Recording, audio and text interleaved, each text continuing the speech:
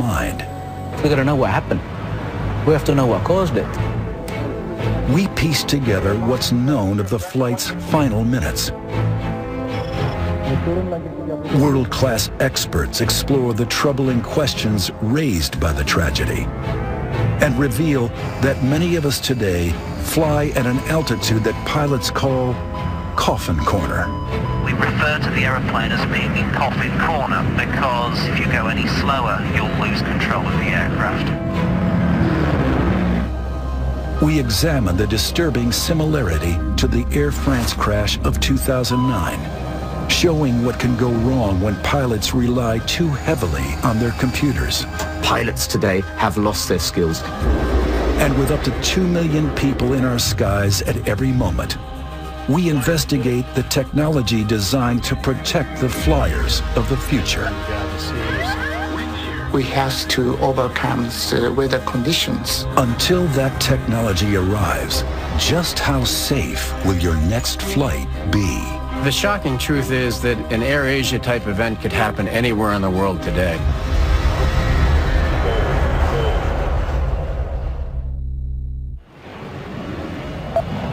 "5:15 a.m., December 28, 2014. Juanda Airport, Surabaya, Indonesia. 155 passengers and 7 crew members are boarding an AirAsia flight on a routine hop to Singapore, one of the world's busiest airports.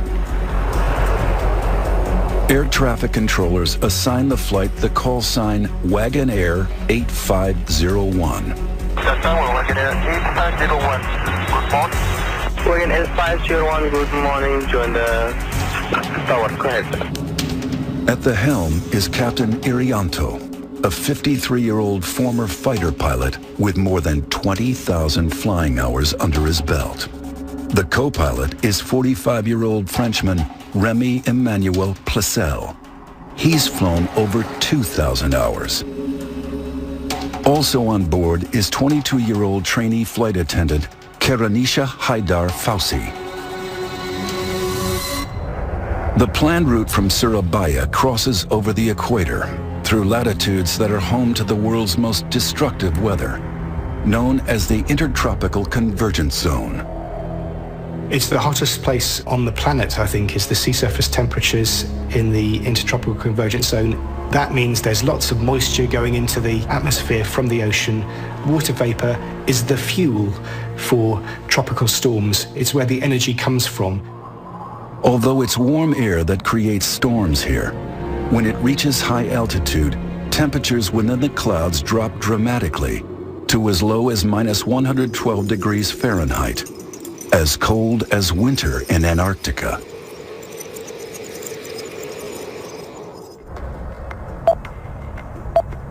Last order, AirAsia 8501, gain Q7.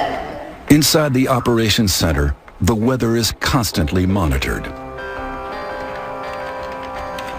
Itu tidak ada kondisi yang mengkhawatirkan. Ramalan cuaca atau prediksi cuaca pada hari itu di Surabaya tidak ada masalah. Tetapi di Singapura yang kami terima tafornya memang ada kondisi hujan ringan. The forecast is clear, but that could change at any moment. Basically, it's the bread and butter of the pilots flying in the tropics, is that they are always, on virtually every flight, flying around thunderstorms. Juanda aircraft ready for start and cruise back.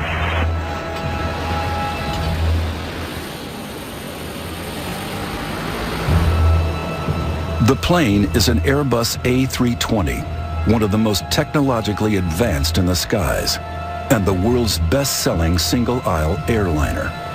Again, 8501, clear to Singapore, Mike 635, level 240 initial.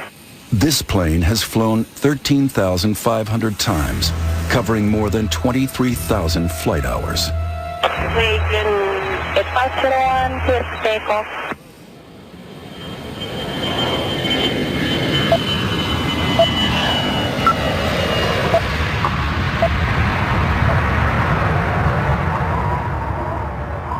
Passengers and crew settle in. 25 minutes into the flight, the plane is cruising at around 32,000 feet, now operating on full autopilot. A lot of the time, the plane is being flown by the autopilot. It's a normal flight. There's nothing abnormal about the situations or the scenario we're in. The Airbus 320's autopilot system consists of 7 computers.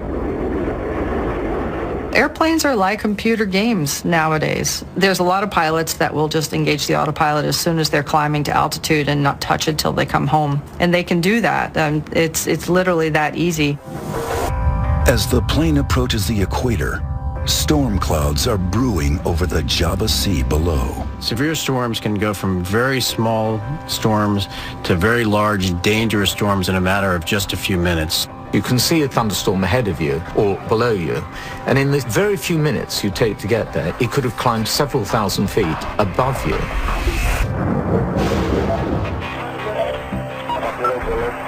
Air traffic controllers receive Flight 8501's final radio transmission. The plane requests permission to take a left turn and climb. Air traffic control will know where other aircraft are, and they either allow you to do the turn or they don't. Sometimes they may delay your turn until another aircraft has passed. Several nearby aircraft have already changed course to avoid flying into the heart of the storm. Some of them will deviate to the left, there are some deviate to the right, some flying higher. With so many flights in the same airspace, air traffic controllers deny 8501's request to climb above the storm. To be denied a climb, very normal. It happens on virtually every flight, because there you'll be passing through aircraft flying in the same direction as you, because it's always better to fly through weather than it is ever to hit another aircraft. With the possibility of severe turbulence ahead, the crew face a critical decision: to stay on course or change direction. This aircraft was the only one at 32,000 feet at that time. The other aircraft flying around the same air routes were at 30 to 38,000 feet. This animation shows the flight path of the plane's final minutes, halfway into its flight to Singapore. At 6:16, radar data records that the plane is cruising at around 32,000 feet. Seconds later, still cruising. But then, the plane deviates from its course and turns left. You would have been flying it with the autopilot, and so you put changes to direction by turning a knob, as opposed to actually flying it with the joystick. The 155 passengers on board have no clue that they are just 2 minutes from disaster.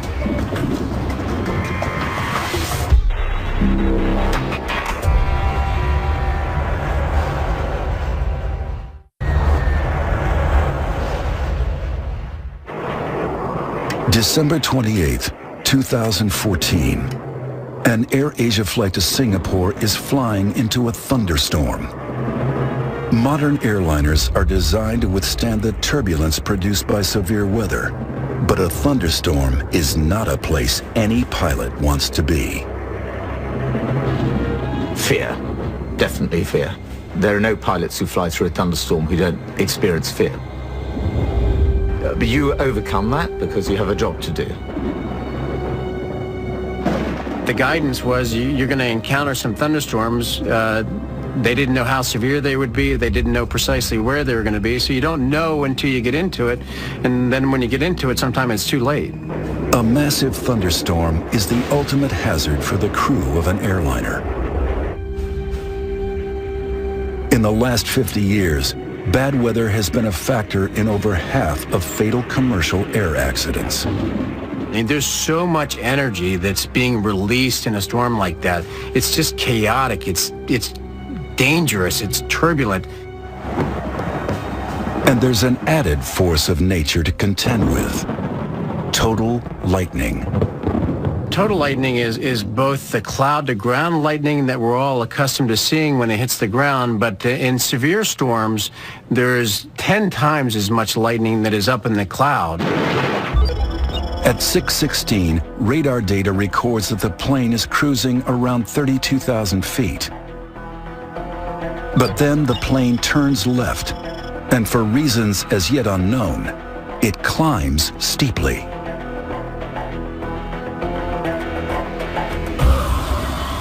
It would be dark, there would be lightning.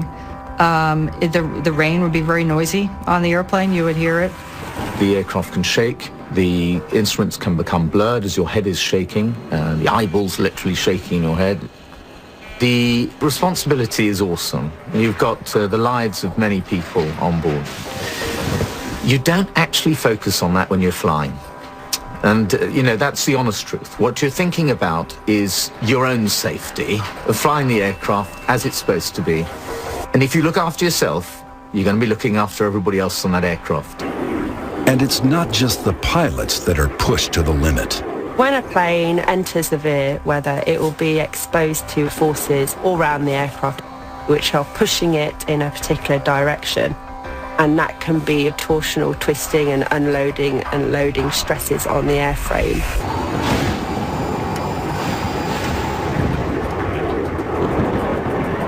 The plane climbs through 37,000 feet.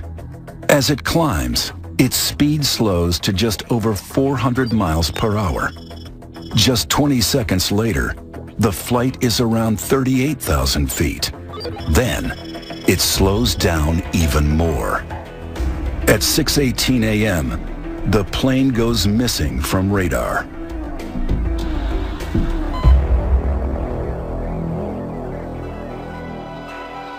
Within an hour, air traffic control announces that they have lost track of the aircraft. Distraught families are desperate for answers. Airport manager Trikora Harjo prepares for the worst.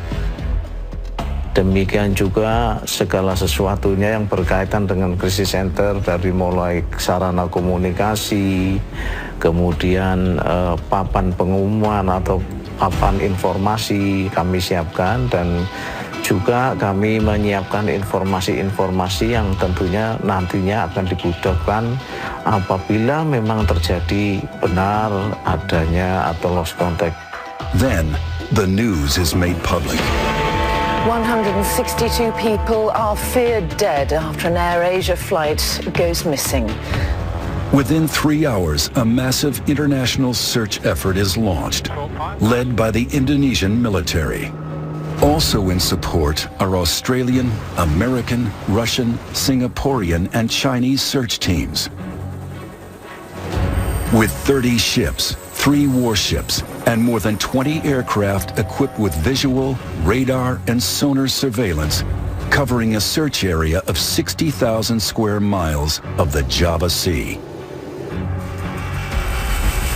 This disappearance immediately brings back memories of an infamous unsolved mystery from the same region 9 months earlier.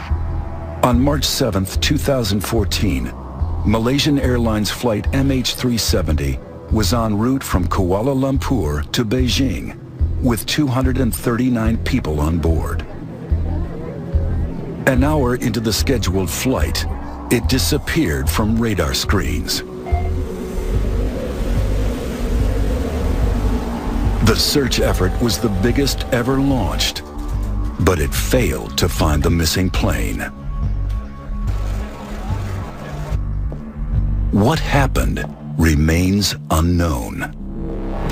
For 3 days, the world wondered if this would be another never-ending mystery. Could it be terrorism or a rogue pilot? But then, wreckage is discovered.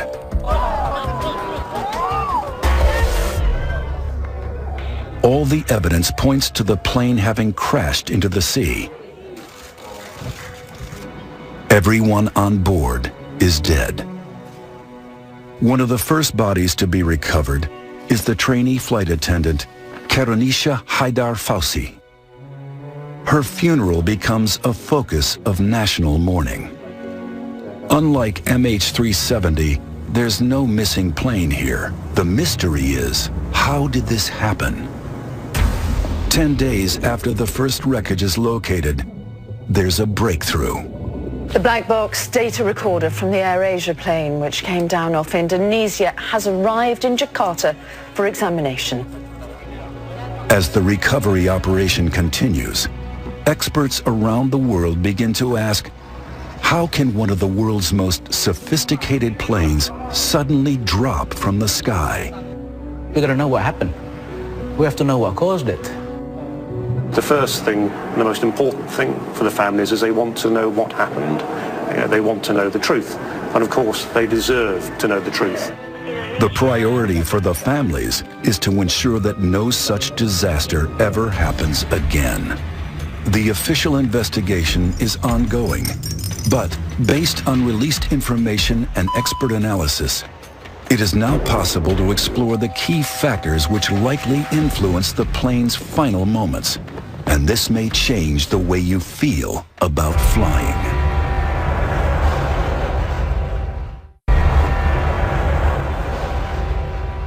Though the researchers have the flight's black box, it only tells part of the story. Investigators dig into the data to tease out the accident's origin. We understand that there are three conditions that can cause the accident. First, the instrument, maybe the airplane itself, human error, and the last thing is the weather situation. The first question is, what caused the plane to climb so fast? After cruising at around 32,000 feet, the plane turns left and climbs steeply.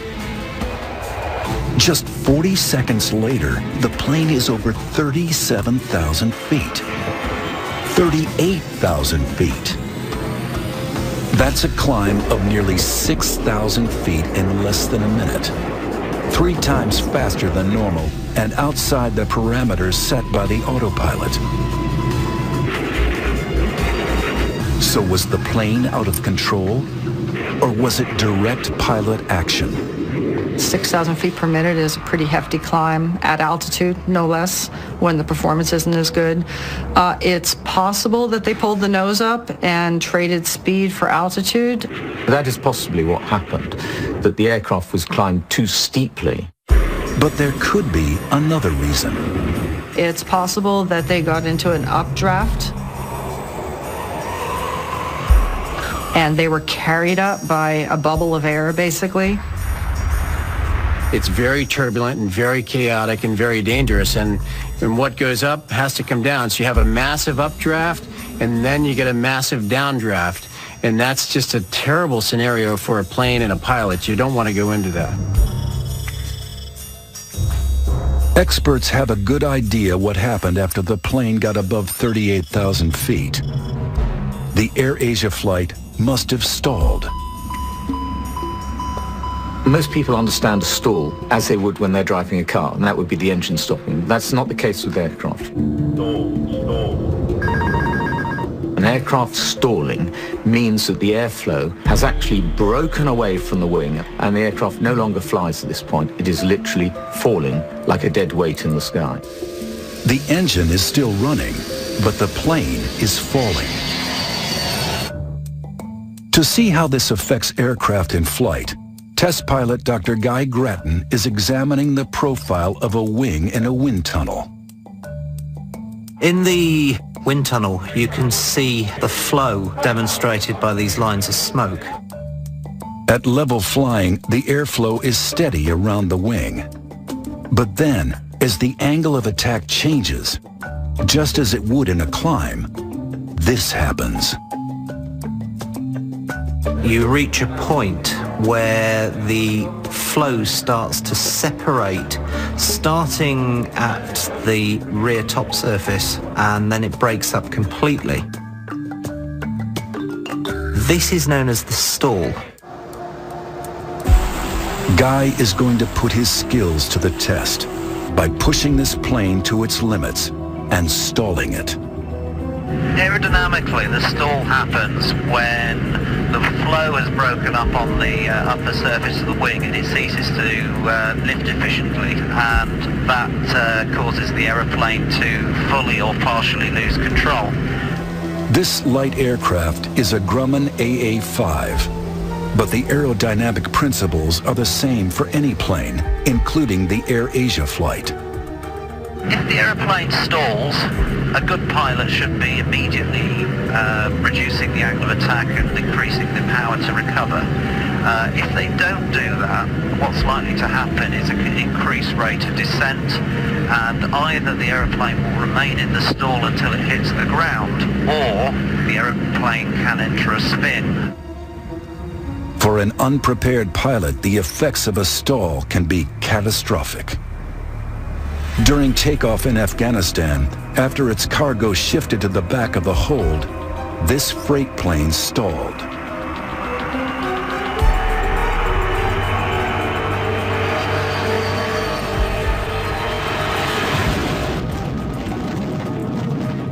At this level, Guy is cruising. But at a very high altitude where the AirAsia plane was flying, all aircraft hit a point where speed becomes critical. It's an area known by pilots as Coffin Corner. Coffin Corner exists at a high altitude, and to fly at those conditions is really very difficult because you've got to manage the speed of the aeroplane very, very accurately. Every plane has a maximum and minimum speed.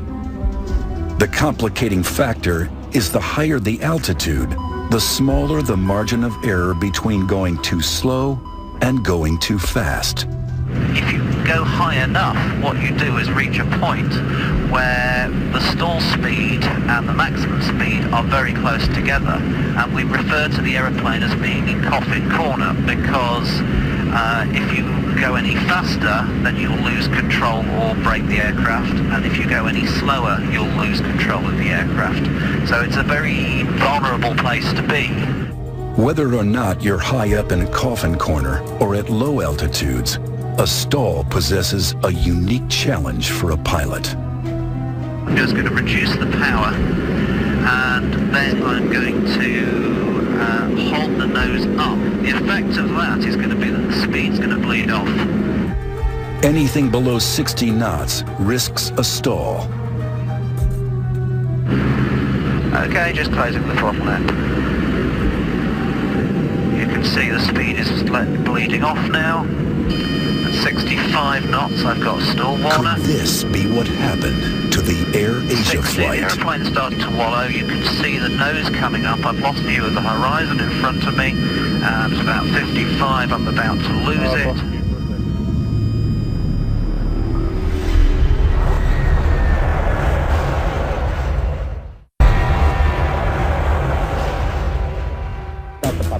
In the weeks after the AirAsia flight crashed into the sea, one thing emerged as a crucial factor: stalling.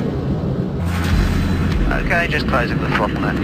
Guy Grattan is investigating what a stall means for pilots, and that means losing control of his plane. 65 knots, I've got a stall warner.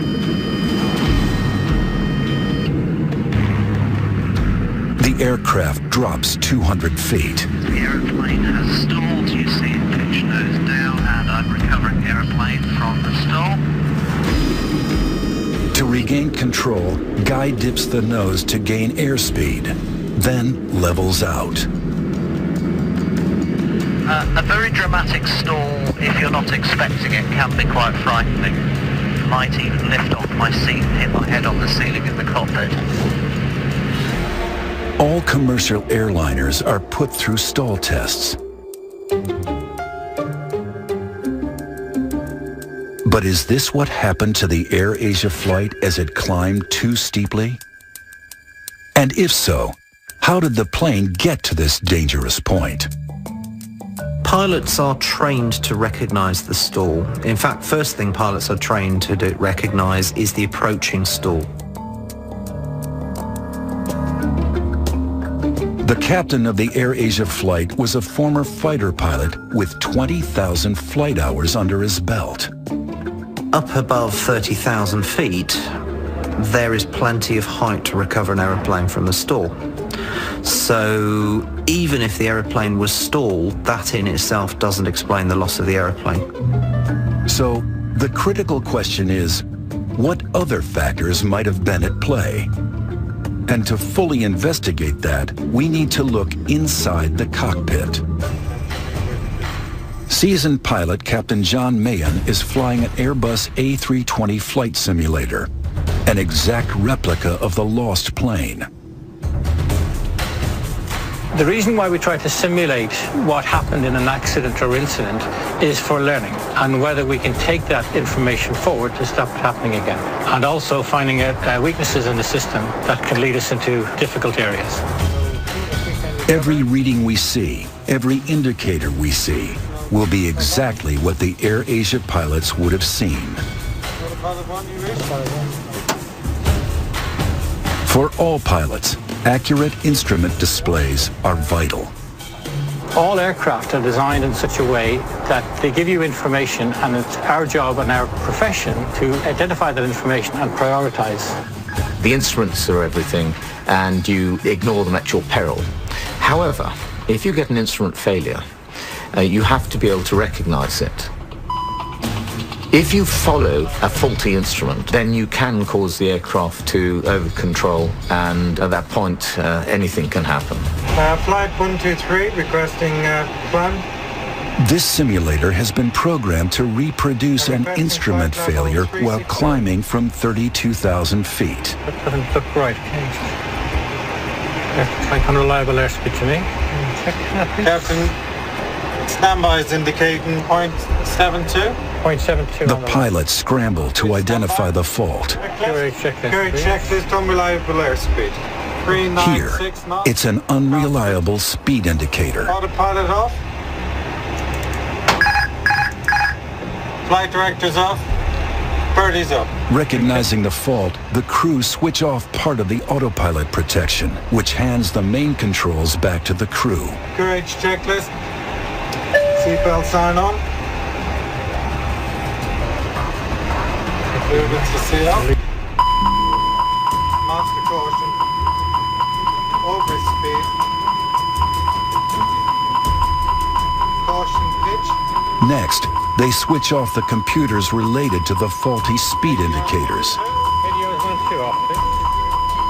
Seconds later, this happens.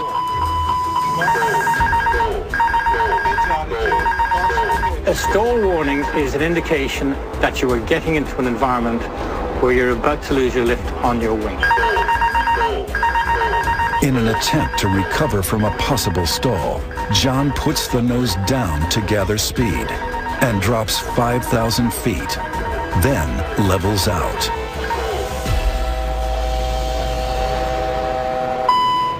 Wings, maintain wings level.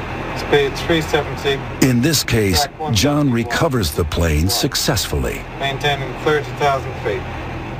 In the case of the AirAsia flight, we know that the Airbus 320 climbed rapidly and that it probably stalled at 38,000 feet. We also know that faulty instruments contributed to another tragic Airbus disaster and another stall 5 years earlier. On June 1st, 2009, Air France Flight 447 was en route from Rio to Paris with 237 passengers and crew on board. At 2:10 a.m., the Airbus 330 went missing from radar. Un accident tragique. It was 2 years before the flight's black box recorder was found and finally revealed its secrets. Colleen Keller is an air traffic investigator who worked on the search for Air France 447. The similarities with the AirAsia crash are striking. It ran into bad weather right around the tropical convergence zone, right at the equator. The initial malfunction was caused by the computer shutting down. On the side of the plane are metal cylinders that measure airspeed. They are called pitot tubes. The investigators discovered that the tubes had frozen over, causing the instrument readings to go haywire. The computer literally said, "I can't function, I'm confused," and it shut down. After the computer shut down, the pilots were forced to hand fly the airplane in a very difficult area, which is very high altitude. These are some of the actual words spoken by the pilots as recorded by the cockpit voice recorder. Qu'est-ce que vous faites? On fait un contrôle de l'avion là? They had the throttles back and they had the nose up. So both those combined to make it start to go very slow. They pulled the power back because they thought they were going too fast, and that put the airplane in a stall on a steep descent, like kind of a floating down descent. Unknown to the Air France passengers, the plane had dropped 10,000 feet per minute. Probably most people were sleeping or trying to sleep. There was a lot of turbulence. The lights were dimmed, and it would have felt like that the whole way down. I don't think people realized what was going on. In the cockpit, faced with unreliable instruments, the crew didn't realize that the plane was in a stall. If they had, the pilots could have recovered control. Instead, they continued to drop towards the sea.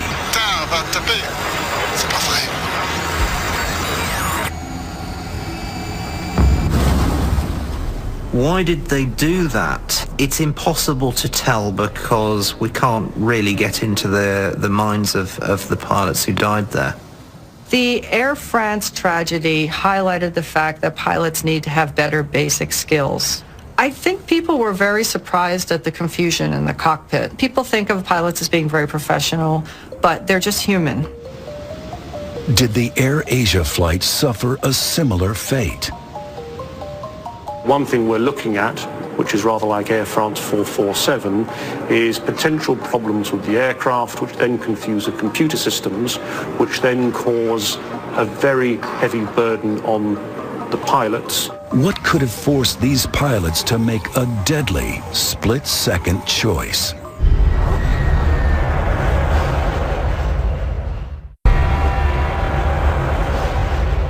Flight 8501's tragic final moments may have come down to something seemingly innocuous: ice. Icing is a very big concern for all aeroplanes. Icing can change the aerodynamics of the plane, but as we learned from Air France, it can also affect key systems. There may well be an issue here about freezing of sensors. Satellite weather data from the day of the AirAsia crash reveals incredible freezing temperatures in the clouds. At the top of the storm, it's nearly as cold as the coldest day in Antarctica, as low as -112 degrees Fahrenheit.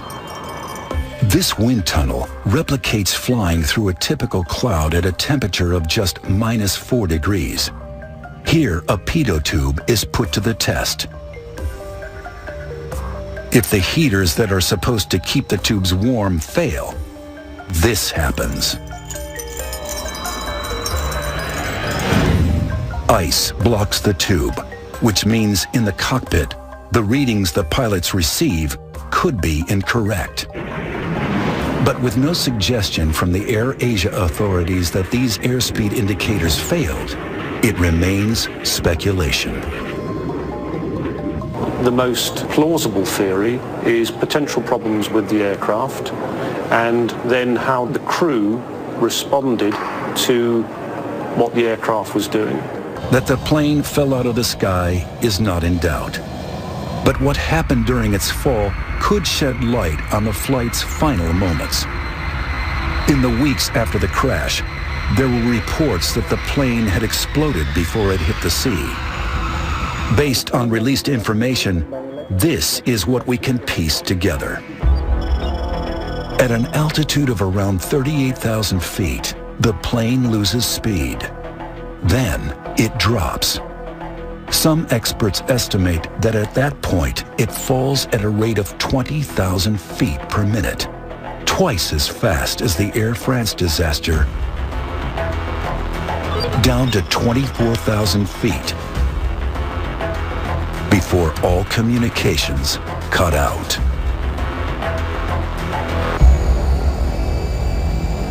To investigate whether or not the plane broke up during its descent, Indonesian aviation analyst Jerry Sujatman is reviewing the data relating to the distribution of debris across the Java Sea.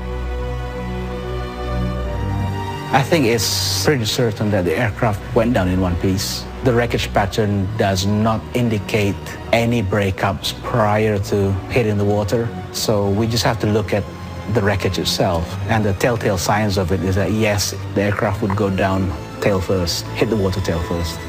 It's clear from the wreckage that mid-air structural damage is not a major factor here. From what we hear from the investigators, from the cockpit voice recorders, that up to the last moment, they did put all their efforts into try and saving the aircraft.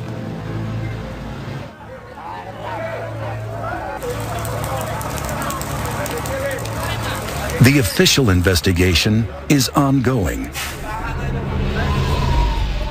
But one thing most experts agree on is that severe weather was a factor in both the Air France and AirAsia crashes.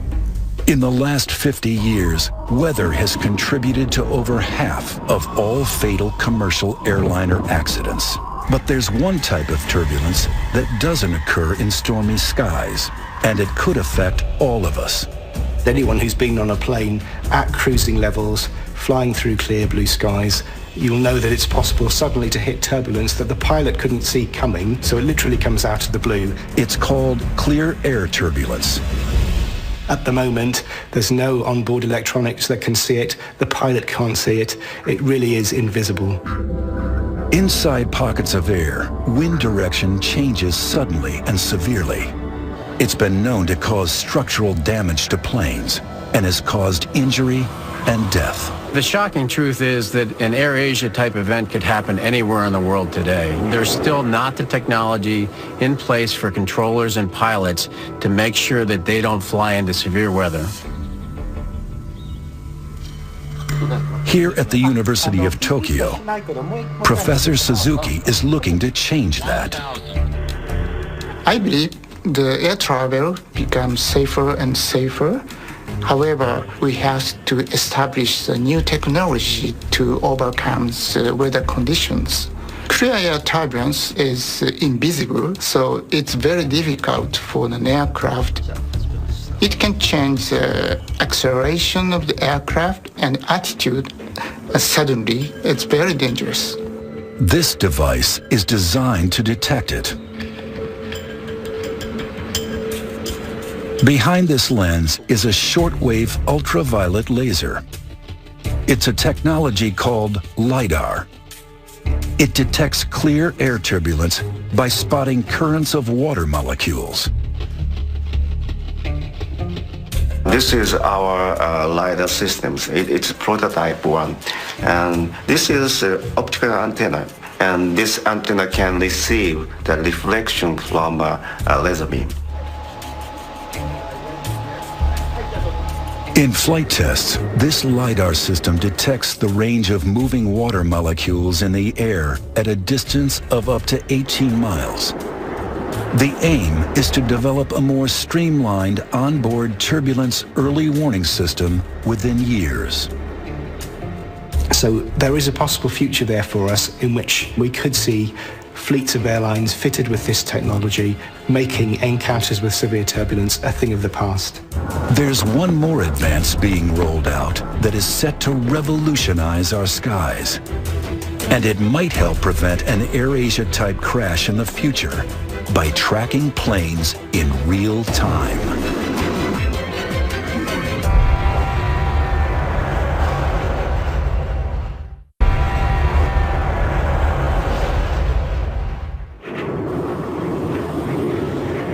When the AirAsia flight crashed, scientists around the world continued their search for solutions to safer and more efficient air travel in the future.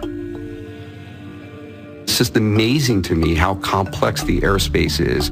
From pilot to air traffic controller, many different systems interchange information and data. Our current technology is unable to track all those planes as they move around the globe.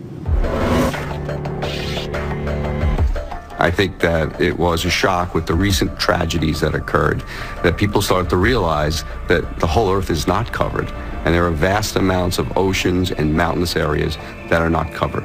It's estimated that 70% of the world's airspace is out of the range of radar. Currently, what controllers see when aircraft are crossing the oceans are a dot that was placed by an airplane reporting back, say, 10 minutes ago, and they know where it's supposed to be 10 minutes later. So really, there's a 10-minute gap, which is basically 80 miles apart. That's because there's no real-time surveillance or tracking of that aircraft in between. Here at the Ariane facility in Virginia, engineers are changing that.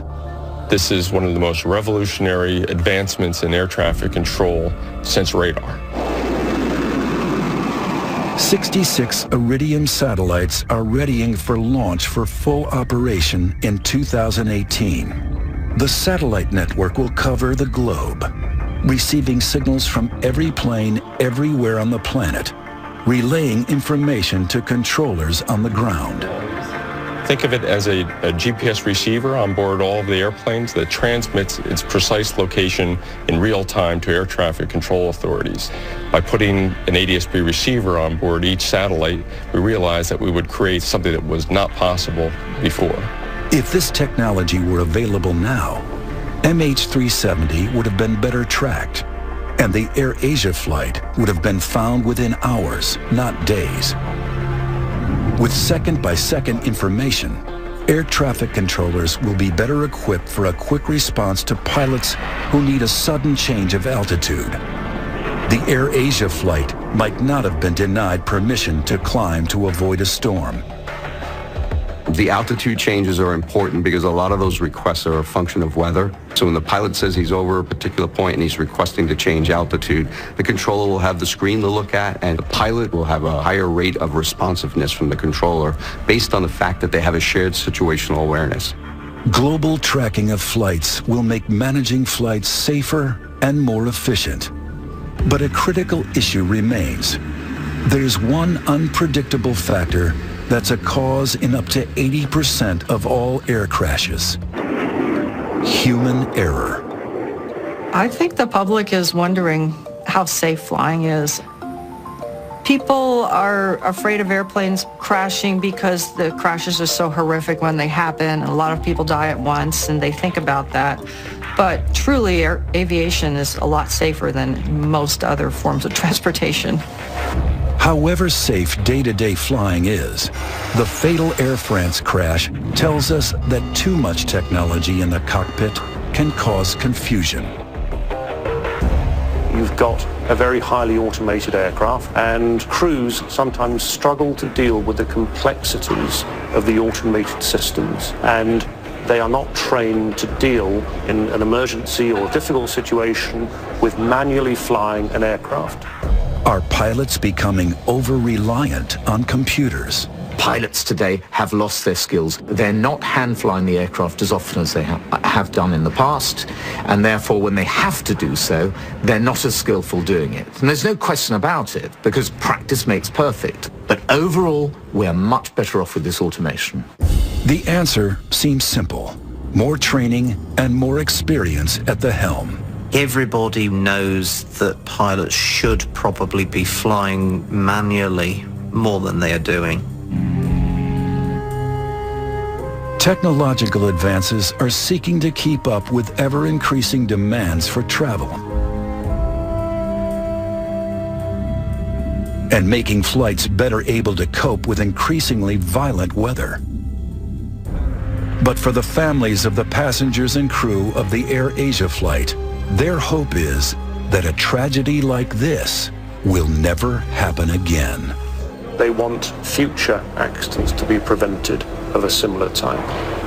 And so it is vital that the causes are identified for what brought this aircraft down, and more importantly, that those causes are then acted on so that other families don't have to go through what the AirAsia families have gone through.